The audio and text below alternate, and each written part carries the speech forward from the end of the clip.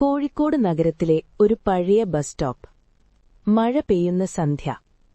കയ്യിൽ പുസ്തകങ്ങളുമായി ഒരു പെൺകുട്ടി, അമൃത. കുട മറന്നുപോയി. അവളുടെ അടുത്ത് ഒരു കുട നീട്ടി നിൽക്കുന്ന യുവാവ്, അനന്തു. കൂടെ നിൽക്കാമോ? അവൻ ചോദിച്ചു. അമൃത ചെറിയൊരു മഴയോടെ കുടക്കീഴിൽ ചേർന്നു. ആ മഴ അവരുടെ ആദ്യ പരിചയം. അമൃത ഒരു ലൈബ്രറിയിൽ ജോലി ചെയ്തു. അനന്തു അടുത്തുള്ള ബാങ്കിൽ. ഓരോ സന്ധ്യയും അതേ ബസ് സ്റ്റോപ്പിൽ, അതേ സമയം. ആദ്യത്തിൽ ചെറിയ സംഭാഷണം. മഴ ഇഷ്ടമാണോ? കാപ്പി കുടിക്കുമോ?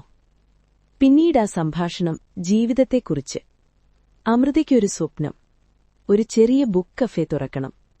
അനന്തുവിനൊരു സ്വപ്നം, സ്വന്തമായി ഒരു വീട്, കുറച്ച് ചെടികൾ, മഴ നോക്കാനൊരു ജനൽ. ഒരു ദിവസം അമൃത ചോദിച്ചു, നമ്മളൊരിക്കൽ കാണാതെ പോയാൽ? അനന്തു ചിരിച്ചു. മഴ പെയ്യുമ്പോൾ ഞാൻ ഇവിടെയുണ്ടാകും. കാലം കടന്നു. പ്രണയം മൃദുവായി വളർന്നു. പക്ഷേ ഒരു പ്രശ്നം. അമൃതയുടെ കുടുംബം നഗരത്തിനു പുറത്തേക്ക് മാറാൻ തീരുമാനിച്ചു. അവൾ ആ വാർത്ത പറഞ്ഞ ദിവസം മഴയില്ലായിരുന്നു. ആകാശം തെളിഞ്ഞു. ഞാൻ പോകണം അനന്തു, അവൾ പറഞ്ഞു. അനന്തു കുറച്ചു നിമിഷം മിണ്ടാതെ നിന്നു. പിന്നെ പറഞ്ഞു, നീ സ്വപ്നം വിട്ടുകളയരുത്. പോകുന്ന ദിവസം ബസ് സ്റ്റോപ്പിൽ മഴ തുടങ്ങി. അമൃതയുടെ കണ്ണുകൾ നിറഞ്ഞു. നീ മറക്കുമോ? അനന്തു കൈ പിടിച്ചു. മഴയെ ഞാൻ മറക്കില്ല. അതിൽ നിന്റെ പേരെഴുതിയിട്ടുണ്ട്. വർഷങ്ങൾ കടന്നു.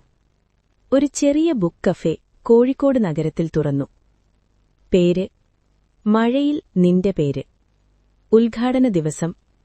ആദ്യമായി അകത്തു കടന്നത് അനന്തു. കൈയിലൊരു കുട. ചിരിച്ചുകൊണ്ട്. ഞാൻ പറഞ്ഞില്ലേ, മഴ പെയ്യുമ്പോൾ ഞാൻ ഇവിടെയുണ്ടാകും. അമൃത ചിരിച്ചു. കണ്ണുനീർ മഴത്തുള്ളികളിൽ കലർന്നു. മഴ. സന്ദേശം. സത്യമായ പ്രണയം വലിയ വാക്കുകളിലല്ല, കാത്തിരിപ്പിലാണ്. എറണാകുളത്തെ ഒരു പഴയ 2 നില വീട്. മുകളിലെ ബാൽക്കണിയിൽ ഓരോ സന്ധ്യയും ഒരമ്മ നിൽക്കും. അവളുടെ പേര് സുധാമണി. കൈയിലൊരു ചായക്കപ്പ്, കണ്ണുകൾ വഴിയിലേക്കും. അവൾ കാത്തിരുന്നത് തന്റെ മകൻ റിതേഷ്. റിതേഷ് ചെറുപ്പത്തിൽ അമ്മയുടെ കൂടെ തന്നെയായിരുന്നു. സ്കൂളിൽ പോകുമ്പോൾ പോലും അമ്മ കൈവിട്ടാൽ കരയും. അമ്മേ, ഞാൻ ഒരിക്കലും നിന്നെ വിട്ടുപോകില്ല, അവൻ പറഞ്ഞിരുന്നു. കാലം കടന്നു. പഠനം, ജോലി, നഗരജീവിതം. റിതേഷ് മുംബൈയിൽ ജോലി തുടങ്ങി. ആദ്യത്തിൽ എല്ലാ ദിവസവും വിളി, പിന്നീട് കുറച്ചു. അമ്മേ, പ്രോജക്ട് ഡെഡ്ലൈൻ. അമ്മേ, മീറ്റിംഗ്. അമ്മേ, ബിസിയാണ്. സുധാമണി ഒരിക്കലും പരാതി പറഞ്ഞില്ല.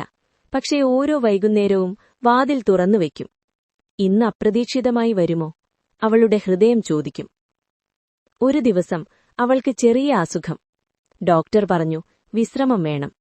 പക്കത്തെ വീട്ടുകാരി വിളിച്ചു, മകനെ അറിയിക്കണോ? സുധാമണി ചിരിച്ചു. അവൻ തിരക്കിലാണ്, വേണ്ട. അന്ന് രാത്രി മഴ പെയ്തു. കാറ്റ് ശക്തമായി. വാതിൽ തുറന്നു തന്നെ. രാത്രി 11 മണി. അചാനക് വാതിലിലൊരു ശബ്ദം. അമ്മേ. സുധാമണി എഴുന്നേറ്റ് വന്നു. റിതേഷ്. കണ്ണുകൾ നനഞ്ഞു. കയ്യിൽ ചെറിയ ബാഗ്. അമ്മേ, നീ അസുഖമാണെന്ന് കേട്ടപ്പോൾ എനിക്കൊന്നും ചെയ്യാൻ കഴിഞ്ഞില്ല, ഇവിടെ വരാതെ. സുധാമണി അവനെ കെട്ടിപ്പിടിച്ചു. ഞാൻ പറഞ്ഞില്ലേ, ഒരു ദിവസം നീ അപ്രതീക്ഷിതമായി വരും. റിതേഷ് നിശ്ശബ്ദമായി. അമ്മേ, നീ കാത്തിരുന്ന വാതിൽ ഇനി ഞാൻ അടയ്ക്കില്ല. അവൻ നഗരജോലി വിട്ടില്ല.